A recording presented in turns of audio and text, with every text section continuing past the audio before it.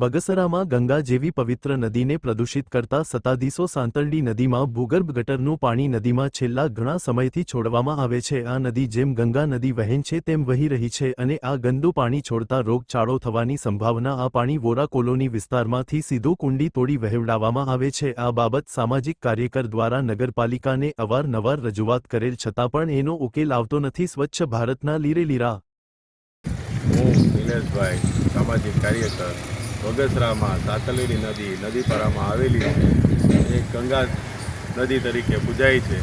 ત્યાં સત્તાધીશો દ્વારા આજે એક ભૂગર્ભ ગટર તોડી નાખવામાં આવે છે અને એ જ્યાં સ્મશાન પાસે જે સમ છે એમાં પાણી જતું નથી અને એ પાણી અત્યારે તૂટી ગયેલી આ ગટરનું ગંદુ પાણી સાતલેડી નદીમાં જાય છે। તે તમે જોઈ શકો છો।